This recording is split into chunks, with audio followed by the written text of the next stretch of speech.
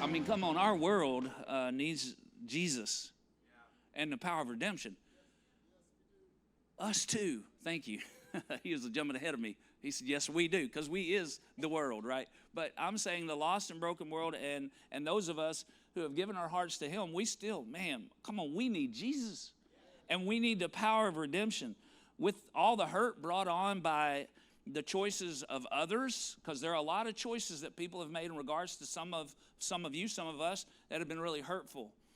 There are really hurt people. Let me say it that way. That's real, all right? And people who've been hurt by others. But also, if we're honest, a lot of the hurt that we experience comes from the choices and decisions we ourselves have made. Either way, though, there's plenty. There's plenty of things that have kind of put dings into the life that God meant for us to live. There are a lot of things that have need of, come on somebody, redemption.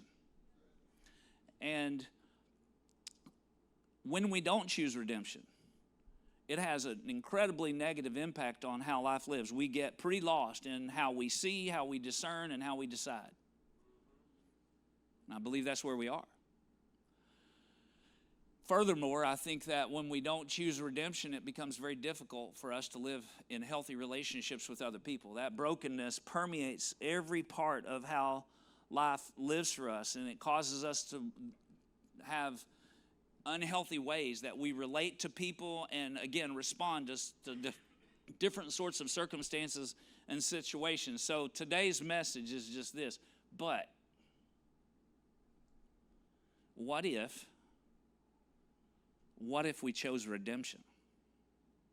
Like when something didn't work out the way we wish it would, what if the choice we made was we chose redemption in that moment? Like, come on, and that's a choice that God has made it possible for us to make. And let me define what redemption means in that regard. What if we trust that God's got us no matter what?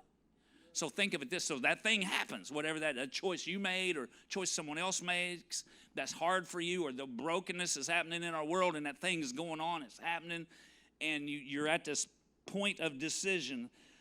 What are you going to choose? In that moment, are you going to choose redemption or are you going to choose ruin? Because I'm going to say to you right now, there's really only two choices.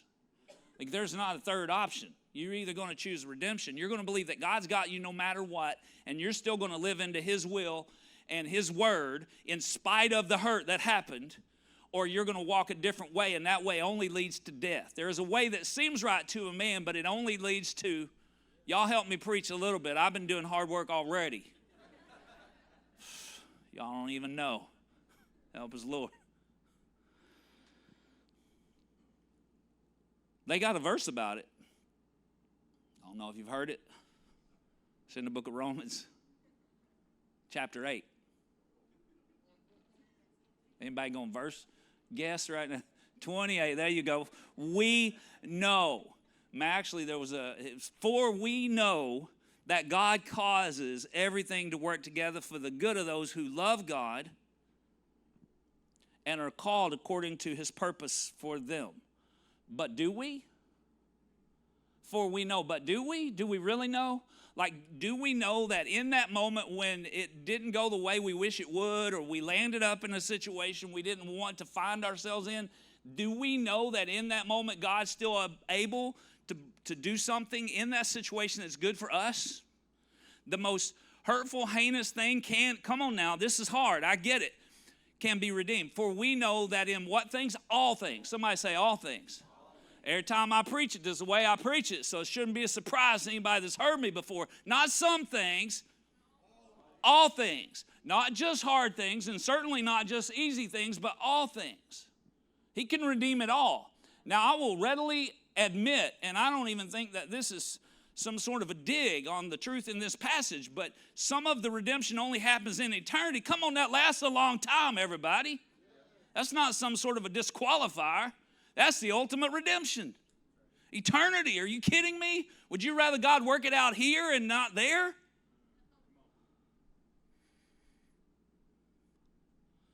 Not if you really believe in eternity. Ooh, it's a faith check. What do we really believe? For we know That God causes everything to work together for the good. Does it say God causes everything? No, it says God causes everything to work together for the good. You don't have to cause it to redeem it. There's a lie of the devil too. Well, God did this. That's not accurate. The redemptive choice is simply this, and I think this will go to your screen. This is not how this should have gone, but I know God's got me and I'm going to follow him. That's the redemptive choice. That's what it looks like right there, just in simple and plain English, okay?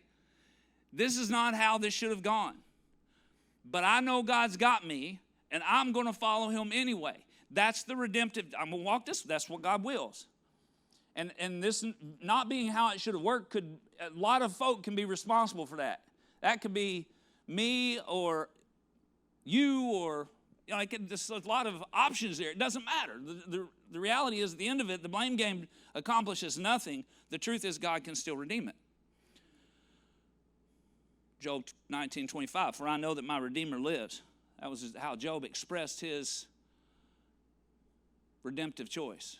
In the middle of incredible, unbelievable, incalculable loss. We can't imagine how much Job's heart hurt. But in the middle of that, he said, this is why I know. There's a lot I don't know. I mean, he went back and forth. He was all over the show. But what did he know? He said, I know my Redeemer lives, and at the last, he will stand upon the earth. Another takeaway for us is this. Choosing redemption is actually an option. And because of Jesus, we get to choose it. Because I think sometimes we don't think it's real. It's not a real option. I can't choose redemption. I am completely convinced, I'm certain, let me say it that way, that there are people sitting within hearing of my voice in this moment, either in this house or online or at South, and you don't really believe you can choose redemption. Something's happened in your life, some hurt or history, something you're trying to walk away from, and you just feel like that will not redeem. I just got to get away from it. And maybe a part of the redemption is getting away from it. Come on, somebody. But that's not the end of it. Redemption is deeper than that, and it is a choice we get to make because Jesus gave that choice to us. Back to that verse in Psalm 139 I read in the intro there, verse 16. Every moment was laid out before a single day had passed. That was the word of the Lord to David, and he was speaking in his preborn state. He said every day was laid out before a single day had passed. But understand this, God saying he laid it out didn't take away the need for David to live it out. I'm going to put that on the screen too. Thanks, Beth. She's on it, right? I want you to see that. I want you to believe that. Listen, there's too much to teach today to try to touch the sovereignty of God and the free will of man, but I promise I'll come back to it. I promise I will. But the God that lives outside of time and space knows without deciding. I want you to hear me. And in this moment, we need to understand that when God spoke to the people of Israel through the prophet Jeremiah, for I know the plans I have for you. Everybody loves that verse. Just because he knows the plans doesn't mean that he makes us follow the plan. We still have a choice. And choosing redemption is an incredibly important choice. When do we choose it? Every day. Are you kidding me? When? All the time. As fast as we can. You know what I'm saying? Because there's so many opportunities in the course of the day where we choose between redemption and ruin. And in some cases, it may be seemingly insignificant and not cause more than a minor tiff or trouble. And then in other cases, it wrecks destiny. But if you make too many wrong choices, right, those little wrong choices become one large hurt in history. Rather, choose redemption. I think sometimes we think, well, God laid it out, so however it goes, it was meant to go, and that's just not so. God doesn't have to cause the trouble to redeem, and I said that already, but I'm going to let Beth throw that up for us as well anyway, because I think it's important to see. The choice isn't insignificant. It is the choice between redemption and ruin. And think about examples in the Bible of people who had to make that choice. So there are a lot. I was thinking an obvious one is the story that Jesus told, the prodigal son. So there were, and the reality is it was prodigal sons. So we always say that when we teach that here. But there were two prodigals. One stayed home, but he was still a prodigal. Right, because he was in the house. Come on, you can be in the house, everybody, and still live as a prodigal. You can still be in rebellion against God, not live into the reasons that God wants you to be who he made you to be. Live more as a heir and a servant than a heir and a son. Okay, you still want your inheritance, but you're not living like a son. And then there was the other son that just straight up, he was just honest about it. Give me what's mine now. One dude was waiting for him to die. The other guy wanted it now. There's not much difference. But the one dude hit rock bottom and chose redemption. The other dude was still looking good but living lost.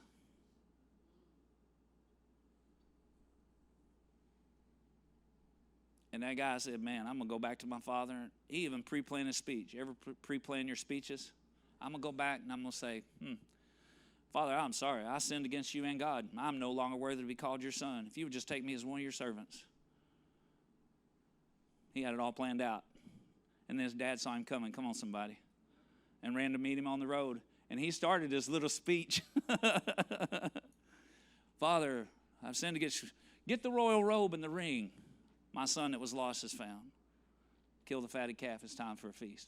Come on, redemption leads to some incredible celebration before the Lord. Or think about another good example is this Peter and Judas. I was thinking about those guys, because Judas was obviously living in rebellion, one of the 12 disciples of Jesus, as was Peter. And Judas was keeping the money, and he'd been shaving a little off the top. There was some choices that he were making that were wrong. And then he decided to judge the decisions of the Savior. And he essentially betrayed him and sold him out. But come on, Jesus told Peter. Peter was like, all this, man, I'll never leave you. And Jesus said, listen, I'm going to tell you right now, before the rooster crows, you're going to deny me 3 times. And he cussed out over a fire pit and made eye contact, most likely with the Savior as the rooster crowed, as he denied him the 3rd time. But one chose repentance, right, and redemption. And the other chose judgment that he put on himself and ruin. Can I say to you today that redemption requires you show yourself grace?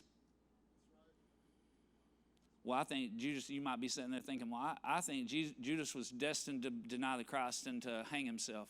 Well, prophecy, again, consider that God knows from outside of time and space. I believe that everyone, whosoever shall call on the name of the Lord shall be saved. That applied to Judas too.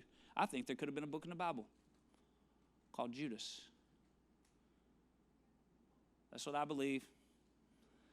It's not a doctrine, it's a theology, but I believe there could have been a book of the Bible. I believe Judas could have chosen redemption, and he could have written a book about it. But he didn't, and the choice he made led to ruin. And there's not a better story in the Bible about this perspective. What if? Let me just go back to that. What if? What if we chose redemption? What if no matter what happened, we chose to believe that God has got us? He's got me anyway.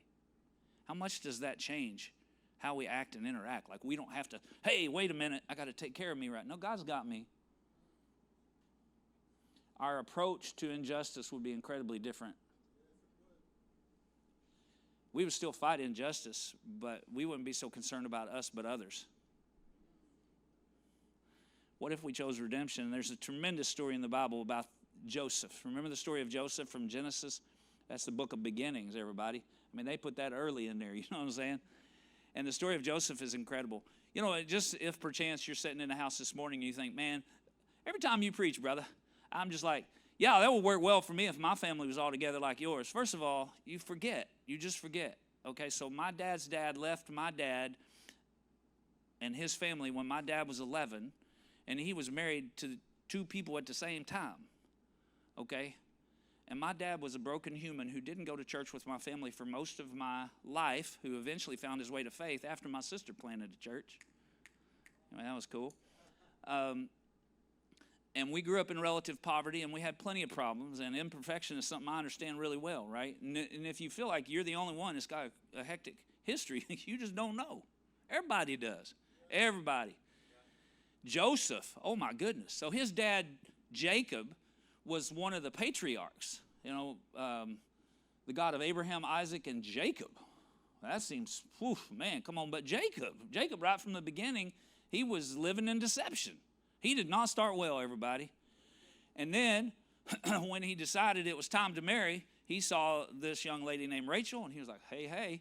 And he talked to her father, Laban, and he said, I would like to marry her. And as was the custom, okay, well, you work for me for 7 years.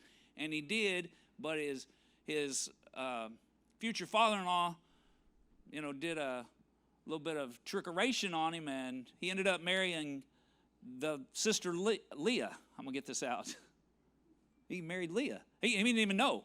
Like, he sent her into him, and by the time he realized it was the wrong sister, he was like, hey, I worked for 7 years for Rachel. He said, well, you can still also have Rachel, but you got to work for 7 more years. That's messed up, everybody. I ain't even trying to touch that. I'm just saying that's messed up. That's messed up. And then there was lots of other problems along the way there. And then they were all upset about who had more kids and whatnot. Joseph ends up being one of Rachel's children who Jacob really loved. And she only had 2. But she had Joseph, and he had all these older half-brothers. They didn't like him very much. They resented him. And then he had a dream that maybe he should not have shared about how one day they were all going to bow down to him. That didn't go well. I don't feel like that was wisdom. Listen, not everything the Lord speaks to you needs to be said out loud. I'm just going to give you, I threw that in for free, everybody. You have no idea how much I don't say. And you're thinking, oh, dear God, there's more. I know. I get that. But you have no idea.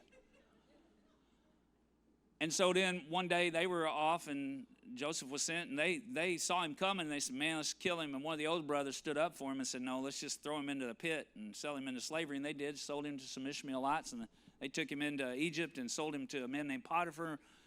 And God had given this great promise to Joseph about who he was going to be and how God was going to use him, but this did not seem to be the right trajectory, right, for that reality.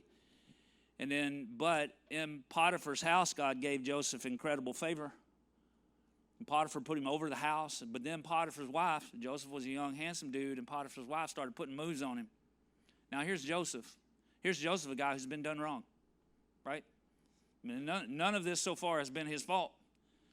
And then here's this wealthy man's wife who, when the master of the house is away, is just like, hey, let's be friends. Yeah. And he could have probably said, well, I'm going to justify this. I mean, this is justified. I mean, she's the master's wife, and I can justify this. Besides, look at me. I wasn't supposed to be here. I'm a slave in Potiphar's house. This ain't right? But he didn't. He didn't try to justify his choice because of his hurt or history. Oof. It is, I think. But I'm going to get to it in a minute. If you couldn't hear that at South or online, that was our good friend Tex. Y'all know him. He's there a lot, saying that should have been a takeaway. Just wait your turn, man. I got ahead too, so it's fine. And then she went one day when he refused her advances, she grabbed his cloak as he was leaving, which left him essentially naked running out the house. And so she said, look, dude was, coming after me. So the master of the house believed him and threw him in prison. It's getting worse. He obeyed God, and it is getting worse. He went from Potiphar's house, where it was at least well treated, to a prison. Do you hear what I'm saying right now? And then in prison, there's a couple of guys that get thrown in there. There was a baker from Pharaoh's house, like literally from Pharaoh's house. So in prison, God gives him favor. I almost skipped that part. Let me read this verse for you. Genesis 39:21 says, but the Lord was with Joseph. Hey, wait. I know this is more a message than a sermon, everybody. So sometimes Ron preaches things that are probably a little cleaner in their presentation. But hear me right now. There's some preaching happening. Do you see what this says right here? Look at this. But the Lord was with Joseph. There it is. That's the key to redemption, is knowing God is with you. Hey, can I remind you that he's enough? Because this isn't even so much about redemption as it is the Redeemer.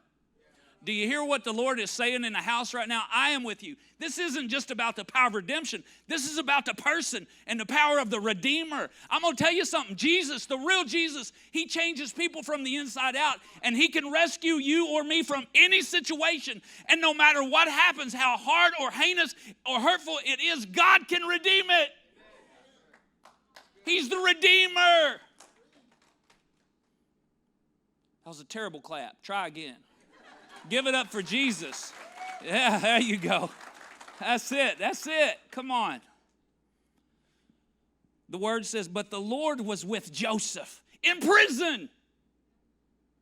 That's the part of the promise you can always know is true, and showed him steadfast love and gave him favor in the sight of the keeper of the prison. And I will say to you that, and this is certainly true in this season, This moment in history that being a Christ follower isn't always popular. But let me give you a little heads up. The favor of the Lord trumps disfavor every day. Every day. If you'll live into who God made you to be, and again, I'm not talking talking points or perspectives. I'm talking about into who God made you to be. You will love so well that people can't even hate you. Look at Joseph. He showed him steadfast love and gave him favor in the sight of the keeper of the prison. And the keeper of the prison put Joseph in charge of all the prisoners who were in prison. Whatever was done there, he was the one who did it. It wasn't what he was thinking, but he knew God was still working. All right, okay. And then, jump back to where I almost jumped ahead a minute ago, the baker and the cupbearer in Pharaoh's court, I don't know what they did, but it wasn't good.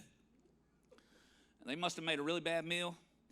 The baker made a bad meal. The cupbearer was supposed to taste it, and he was like, it's good. And the Pharaoh said, are you kidding? It's nasty. I don't really know. But he threw him in prison for it. Threw him in prison and in there with Joseph. And then they each have a dream. And the baker and the cupbearer, and they're like, man, we have these dreams. They woke up, they were all troubled. Joseph said, what's wrong with you guys? Y'all look really troubled. And they said, well, we have these dreams. And he said, well, tell me about them. You know, the Lord is the one that gives interpretations of dreams, my Lord. And so they shared it with him, and he said, well, to the cupbearer, he said, well, this dream that you had is, he said, it means that in 3 days, Pharaoh's going to lift you back up and put you into your position that you had before. And he said to the baker, but for you, it means in 3 days, Pharaoh's going to have your head. That's a synopsis. Okay, the dream was more detailed than that, but that's basically where, spoiler alert, that's how that goes down. And so that was exactly how it happened. And then that's from Genesis 40, and then in Genesis 41, for sure enough. And Joseph just said to the cupbearer, he said, hey, when you get re-advanced to your position, don't forget about me. Tell the Pharaoh about me. Tell him who I am and how I was falsely imprisoned, and you know how I was sold into slavery from my homeland. I should be returned to my father. And the cupbearer's like, yeah, I got you, man. And then he forgot, just straight up forgot. Isn't that horrible? Isn't that how it goes? Isn't that how it goes? You start counting on people. Look, I love people. I got the best people in the world around me. I'm so blessed. But people are still people. Everybody? I mean, come on, man. Those of you who are close enough to me to know that if you're counting on me and not Jesus, it's trouble. Right? I mean, because we're people. We're made out of flesh. And this dude straight forgot. But there's a takeaway I want to slip in here as well. You may be forgotten by people, but you're never forgotten by God. I need you to know that too. Like, don't let a godly person who wasn't God disappoint you so much you choose ruin instead of redemption. That's ridiculous. Now, that is not a takeaway, but could have been. Hallelujah. That's not going to show up on the screen. But that was good. Don't let a person of God who's not God cause you not to choose redemption and miss out on the redemption that only God can give.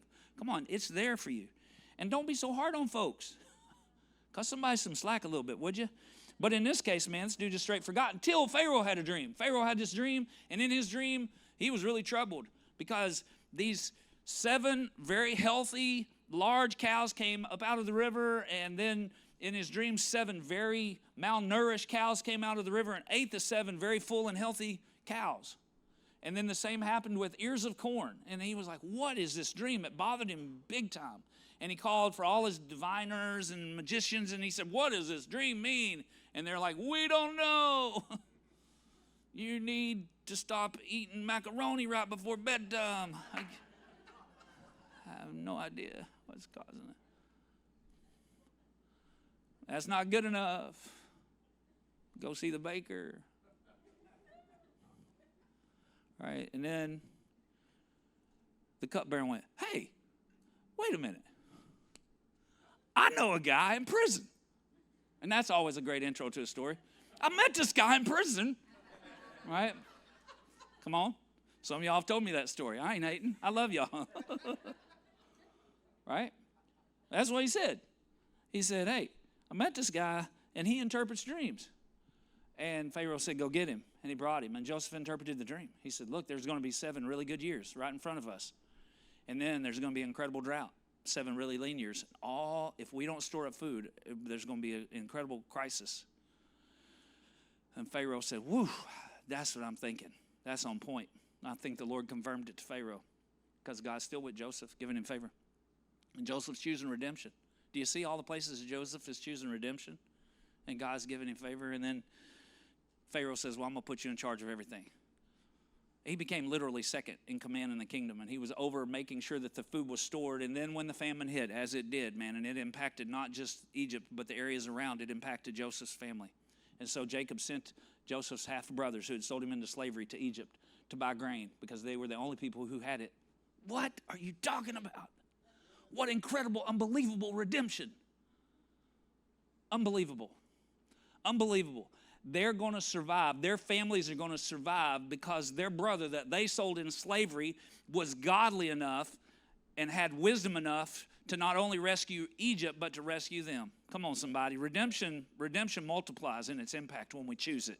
Everybody, do you believe that?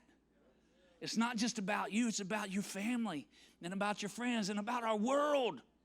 Need folk that'll believe in redemption and choose it. Choose to follow God. And then Joseph recognized them. And the first he was like, okay, well, I'm going to give you grain. But he messed with them a little bit. Do you have another brother? And they did. They had a younger brother, Benjamin. His mother, Rachel, had died in childbirth, giving birth to Benjamin. Well, I want to see him. Well, our father won't let him come. Well, I'm going to keep this one brother. He sent them home with grain. He even hid their money back in their sacks. Sent them home with food to feed their families.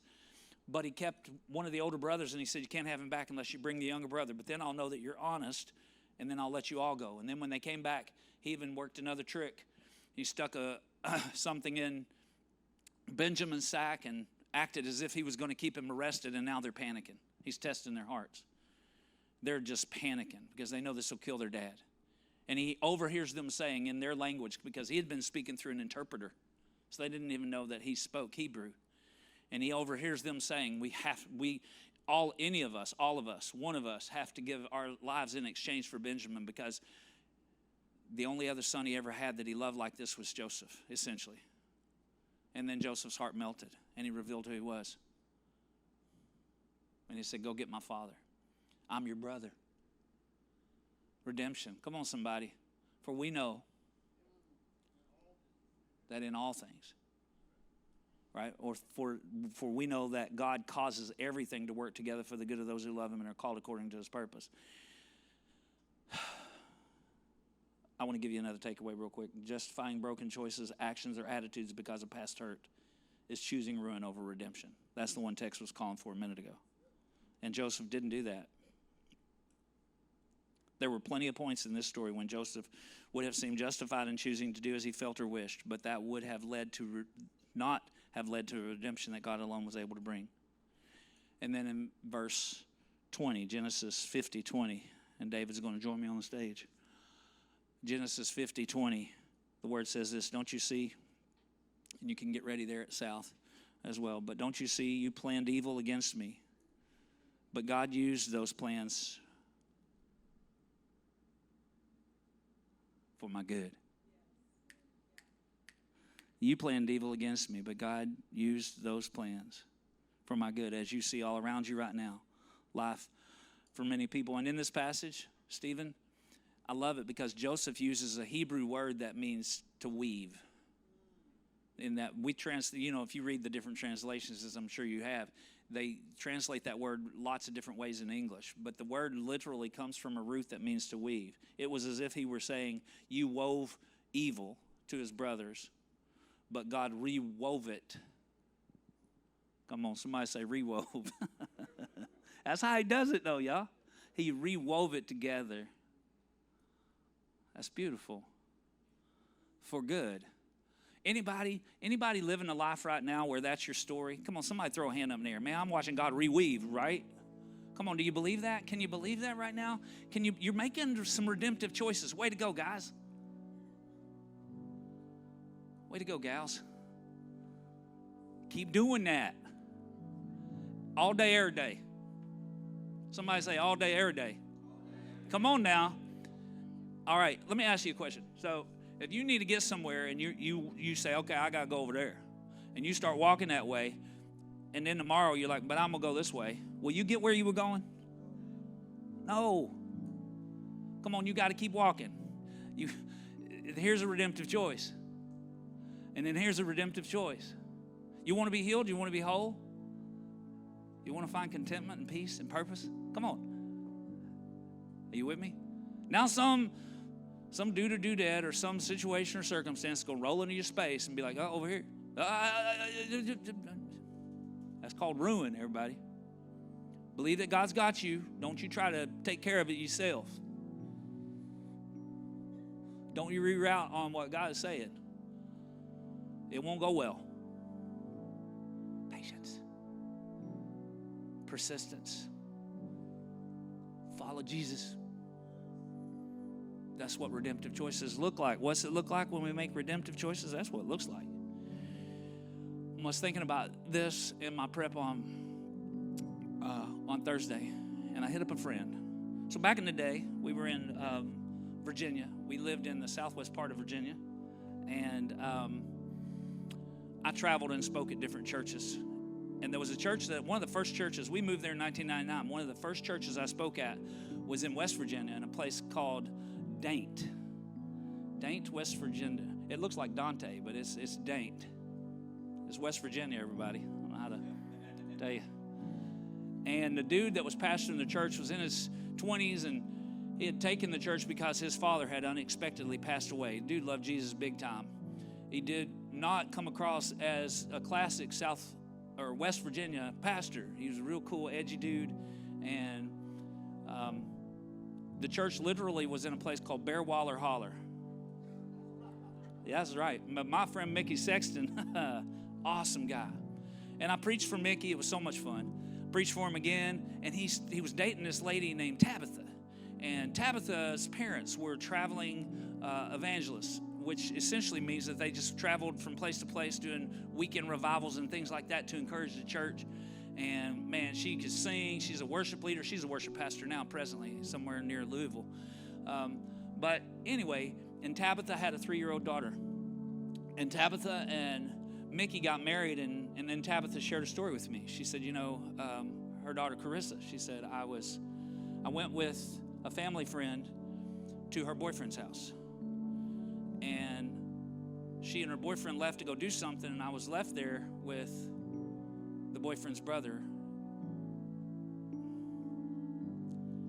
And the boyfriend's brother started putting moves on, and I said no and no and no, and he just persisted. And she said, I did everything I could. I fought with everything I had. But she said minutes seemed like hours.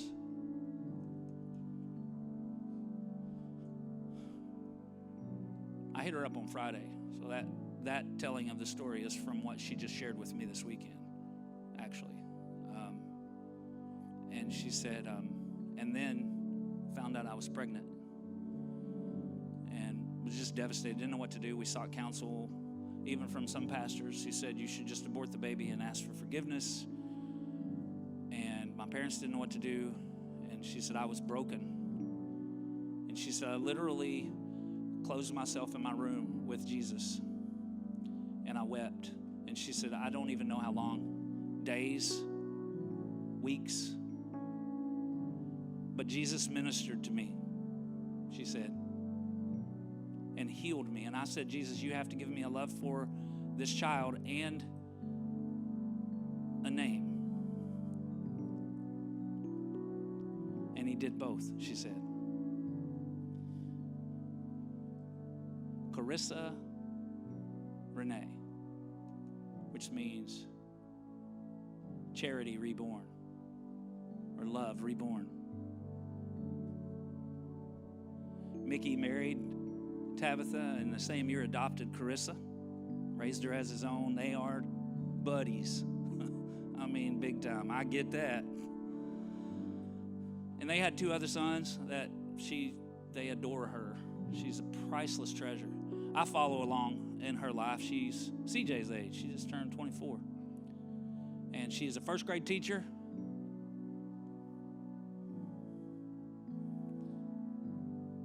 And a youth pastor. I have a picture.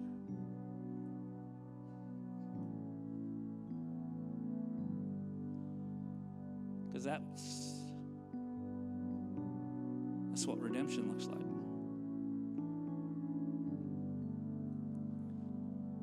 Come on, worship team.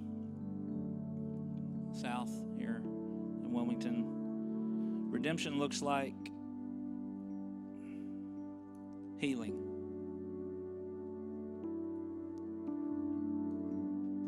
Real healing in your heart. That's what it looks like. Anybody need some healing? That's what redemption looks like. You don't have to say amen, but you better nod your head. It looks like healing, real healing. That's what that redemptive choice looks like. Choose the other path and you'll continue to be broken. Redemption looks like forgiveness. You got to do that too. One of, I think, Tabitha's great gifts is her ability to forgive. Girl ain't mad at nobody. That's what redemption looks like. Redemption looks like compassion. You still have the capacity to care. Redemption looks like completeness. And redemption looks like contentment. Oof, anybody want a big spoonful of that? Come on, somebody need a big spoonful of contentment. That's stout stuff. Here's what Paul said in Philippians 4:10. Paul, everybody, who was named Saul and got renamed Paul because he messed up so much. Help us, Lord. God gave him a new name. He went from persecuting the church, standing at the feet of the stoning of Stephen, to being one of the great missionary evangelists in the history of the church. And here's what he said in Philippians 4, most likely writing this letter to the church from a Roman prison. Just FYI, he was not sitting on a beach somewhere. He wrote this from prison. Prisons were usually in the basement, kind of like a dungeon. The sewer systems rolled downhill. I just want to give you some context. And here's what the guy had the audacity to say. I rejoiced in the Lord greatly that now at length you have revived your concern for me. Speaking to the Philippians. You were indeed concerned for me, but you had no opportunity. So he was saying, I do appreciate the fact that the peoples wanted to help, but you couldn't. That's all right. Listen, there are times when people can't fix it, everybody. I appreciate the fact that you wanted to. You wanted to make it better, but this was above your pay grade. You couldn't make it better. But I appreciate your help. And not though, he said, that I'm speaking of being in need, for I've learned in whatever situation I am to be content. I know how to be brought low, and I know how to abound in any and every circumstance. Come on, some of us don't know how to abound. We do pretty good when brought low. But when it's going well, we don't do well. Paul said, either's fine. I'm still going to choose redemption. In any and every circumstance, I've learned the secret of facing plenty and hunger, abundance and need. And here it is. So two of the most quotable verses in the Bible, Philippians 4:11, I've learned in whatever situation I am to be content.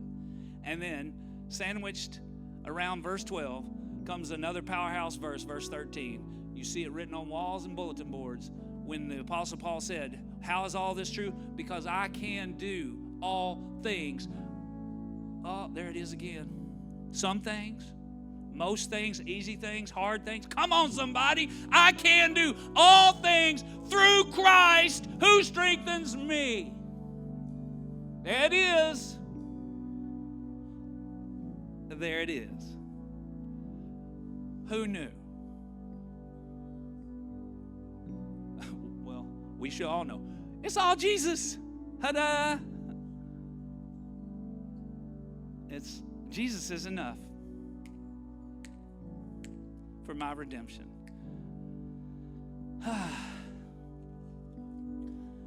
Redemption or ruin? There's only one good choice. Give up or look up. There's only one right voice. Redemption is a choice. We all have the choice to choose. Rocky is the path, but it leads to mountain views. It's the choice the wise will make over and over and over again. And every time you choose it, God's grace comes flooding in. Grace that brings healing, His forgiveness, and His peace for living well and loving. Not yet whole, but still complete. Contentment for the moments, even when this life is tough. Redemption is believing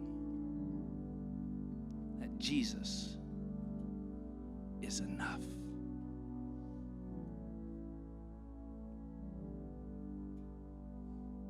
You're just so good. You're just so good, God. You're just so good. You're so good to us. You love us well and deeply and better than we deserve. And even when we mess up or someone else messes us up or hurts us, God, you're enough. We declare that in this moment. Come on, church family. We declare that in this house. We declare that online and at 828 South. We say, Jesus, you're enough. You are God and you are good and you're enough. We choose redemption. Deliver us from ruin and help us to walk in your will and believe that you, God, are enough.